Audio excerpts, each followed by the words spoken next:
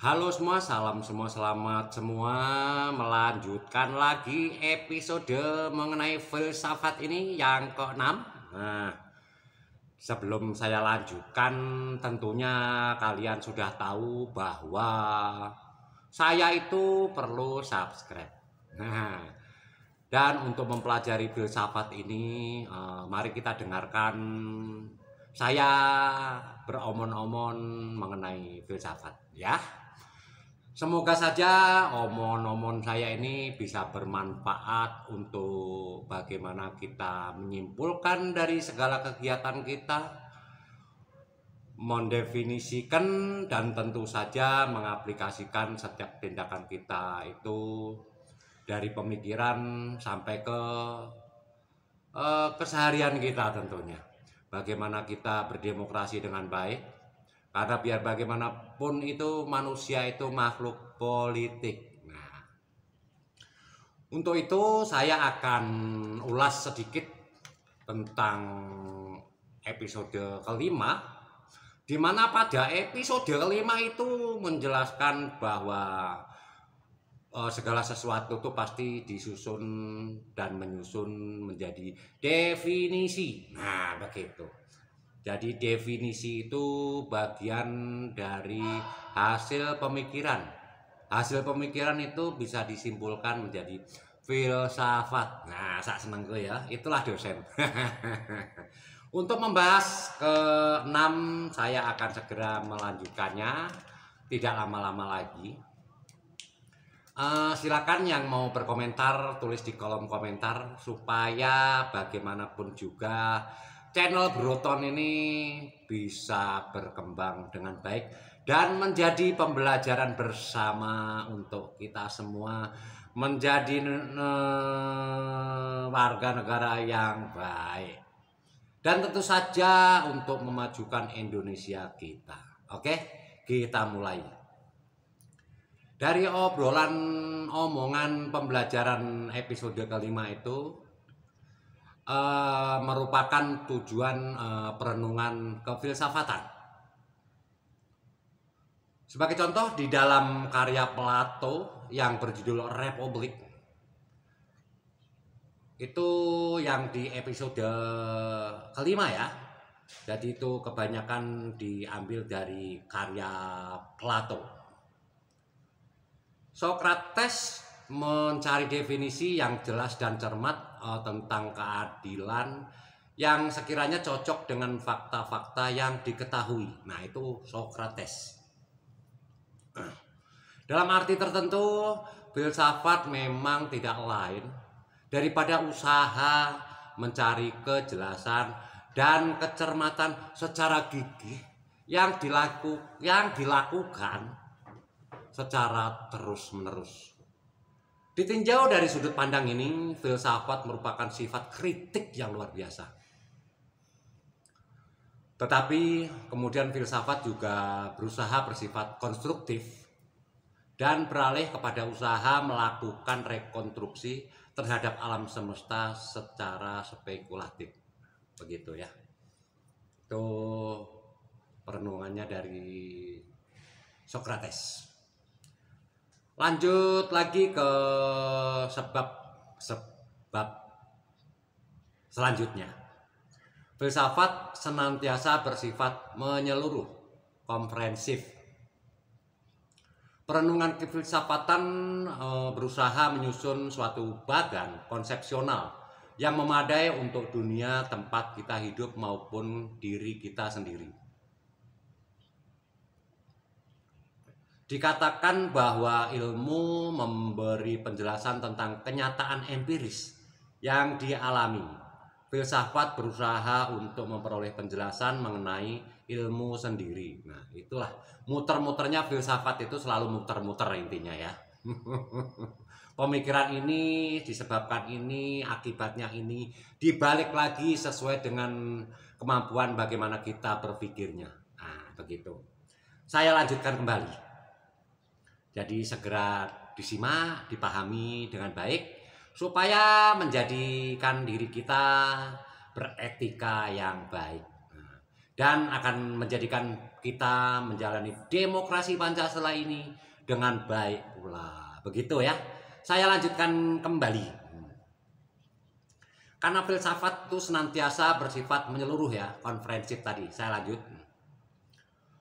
Filsafat berusaha memberi penjelasan tentang dunia seluruhnya, termasuk dirinya sendiri itu tadi ya.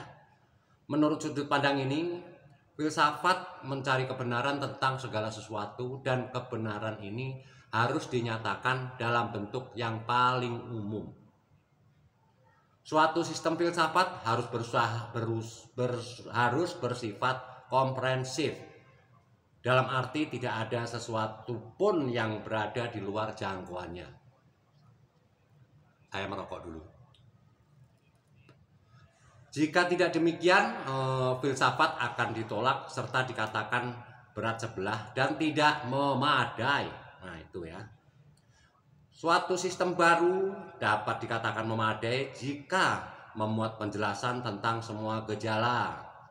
Memang salah satu cara untuk mengecam suatu sistem filsafat ialah dengan menunjukkan bahwa sistem tersebut melupakan suatu atau sesuatu yang tidak memperoleh tempat di dalamnya.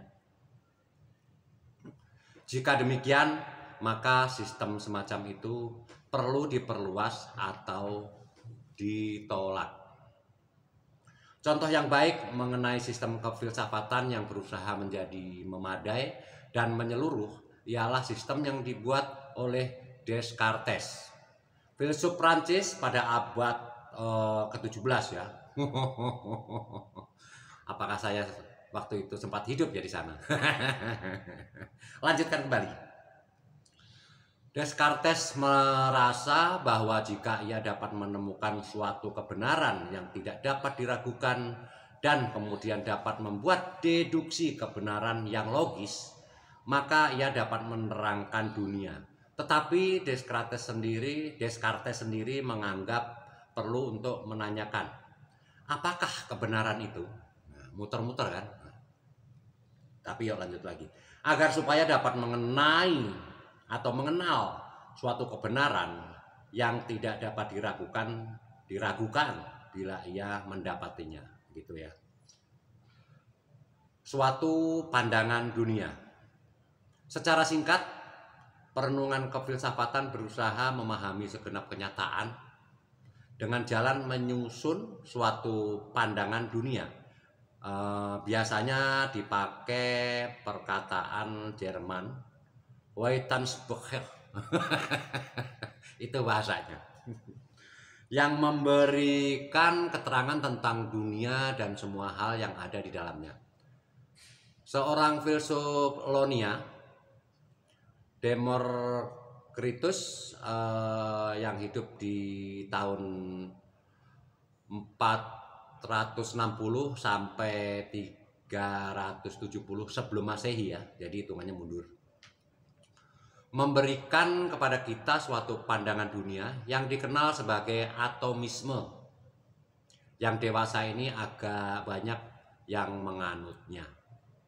Penyair Romawi Lucretius, masanya 94 sampai 54 sebelum Masehi, menyatakan pandangan dunia ini di dalam syairnya yang bersifat kefilsafatan yang berjudul tentang hakikat segala sesuatu, itu ya.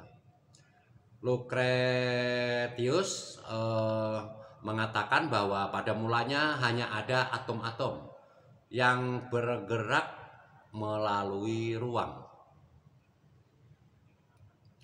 Semua atom-atom ini bergerak dalam garis yang lurus, tetapi secara kebetulan salah satu di antaranya melayang keluar dari garis dan berbenturan dengan atom yang lain yang pada gilirannya terlempar dari jalannya dan berbenturan dengan atom-atom yang bergerak.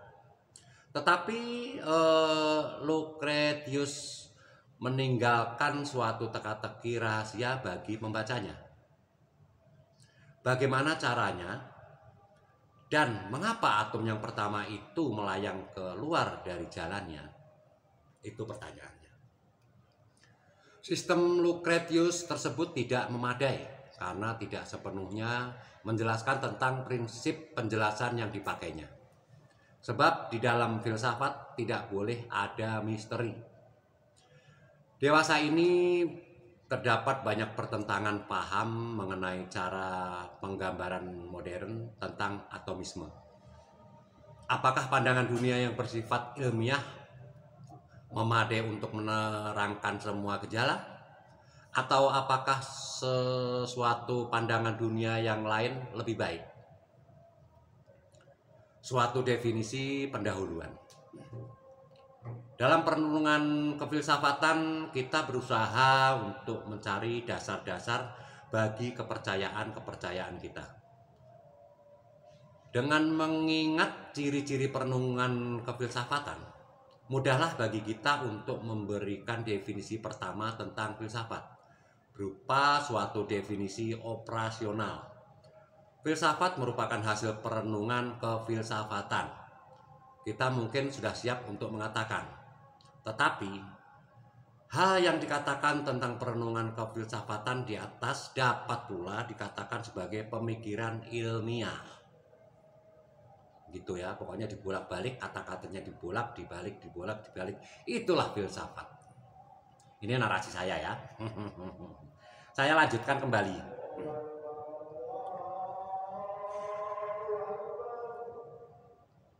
Karena ada azan, jadi saya teruskan ya. Nggak apa-apa, karena ini tinggal 4 menit lagi, jadi saya tetap lanjutkan ya.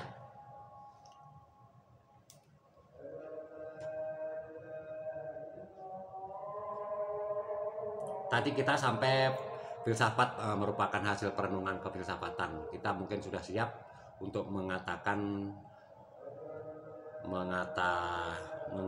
lah ya. Tetapi hal yang dikatakan tentang perenungan kefilsafat di atas dapat pula dikatakan sebagai pemikiran ilmiah. Nah, bila dua hal tersebut tidak sama, maka apakah perbedaannya? Sudah tentu ada banyak perbedaan. Salah satu diantaranya sering dinyatakan dengan nada mengejek saat kita menyebut-nyebut filsafat dan berkata di dalam ilmu positif tertentu, atau ilmu itu sama dengan positif ya, kita membicarakan fakta-fakta, tetapi filsafat mempermasalahkan hal-hal bersifat umum. Dalam arti tertentu, hal ini benar, dan yang demikian ini tidak merugikan filsafat. Perenungan kefilsafatan tidak berusaha menemukan fakta-fakta filsafat, menerimanya dari mereka yang menemukannya. Tetapi filsafat selalu menunjuk fakta-fakta ini untuk menguji apakah penjelasannya sudah memadai. Filsafat membicarakan fakta-fakta dengan dua cara. Satu, filsafat mengajukan kritik atas makna yang dikandung fakta-fakta. Yang kedua, filsafat menarik kesimpulan-kesimpulan yang bersifat umum dari fakta-fakta. Seorang filsuf tidak pernah menerima suatu fakta secara dangkal. Bahkan, seorang ilmuwan yang baik tidak hanya berbicara mengenai fakta-fakta. Ia juga mempunyai pandangan dunia. Dan dalam hubungannya dengan pandangan dunianya, itu ia memandang fakta-fakta yang dimilikinya. Newton memahami dunia ini sebagai sebuah raksasa yang dapat diterangkan dengan menggunakan hukum-hukum gerakan. Apakah yang demikian ini merupakan suatu yang diperbolehnya atau diperolehnya dari pengamatan? Sama sekali tidak. Ini merupakan praanggapannya yang bersifat metafisik. Dan seperti terjadi kemudian, bila berdasarkan pada perkembangan modern, praanggapan ini perlu ditinjau kembali secara mendasar. Tetapi seorang filsuf baru masuk ke dalam laboratoriumnya atau bahkan keluar memasuki dunia yang telah ia menyelesaikannya atau menyelesaikan pekerjaannya. Ia dapat menguji teorinya dengan fakta-fakta yang diketahuinya. Tetapi ia tidak beranggapan bahwa ia dapat mengatakan akan menjadi apakah fakta-fakta itu. Ia mungkin membicarakan ciri-ciri pengenal yang mendasari fakta-fakta yang diketahuinya tersebut. Melakukan analisa terhadap metode-metode untuk memperoleh fakta-fakta tadi, dan bahkan melakukan analisa terhadap pengertian-pengertian yang terpokok dari ilmu, dari sesuatu yang positif. Seorang ahli fisika mengatakan kecepatan ialah jarak dibagi waktu. Ia menggunakan penggaris untuk mengukur jarak dan lonceng untuk mengukur waktu. Seorang filsuf menanyakan, apakah jarak itu? Apakah waktu itu? Apakah lonceng serta perabot-perabot ilmiah pengukur itu? Semua dalam arti kata yang sebenarnya. Dan seterusnya. Dalam arti tertentu, filsafat lebih bersifat mendasar ketimbang sesuatu ilmu yang manapun juga. Tetapi dengan mengatakan demikian tidak berarti merendahkan derajat ilmu atau mengurangi keagungannya. Filsafat berusaha menghubungkan ilmu dengan segi-segi yang lain dari pengetahuan manusia. Bila kita telah meningkat lebih jauh dari mempelajari filsafat, maka akan tampak lebih banyak perbedaan yang terdapat antara filsafat dengan ilmu. Jadi Anda masih juga mencari suatu definisi tentang filsafat sebelum mempelajarinya, maka saya akan memberikan suatu catatan dan menuturkan sebuah cerita. Catatan tersebut sebagaimana telah saya katakan ya, ada di dalam buku Republik ketika Sokrates mencari sebuah definisi tentang keadilan. Definisi yang dicarinya berhasil ditemukan setelah dilakukan banyak penyelidikan mengenai keadaan-keadaan yang merupakan contoh keadilan. Suatu definisi yang bersifat memadai untuk menerangkan sesuatu menjadi bermakna. Seringkali ditemukan tidak pada permulaan, melainkan hanya pada akhir suatu penyelidikan. Sedangkan cerita yang tadi saya tuturkan terjadi ketika saya memakai atau belajar logika untuk pertama kalinya. Bukan saya belajar ya, saya cuma baca. Pada pertemuan kelas yang pertama, seorang guru besar mengatakan, "Tuan-tuan menginginkan agar saya mengawali kuliah ini dengan memberikan definisi tentang logika." Sebenarnya suatu definisi tentang logika hanya mungkin kita peroleh setelah kita menamatkan buku yang bersangkutan. Guru besar tadi berhenti sejenak, memandang sekelilingnya dengan tersenyum, dan kemudian menambahkan, "Tuan-tuan, sesungguhnya kita tidak akan pernah menamatkan buku tersebut."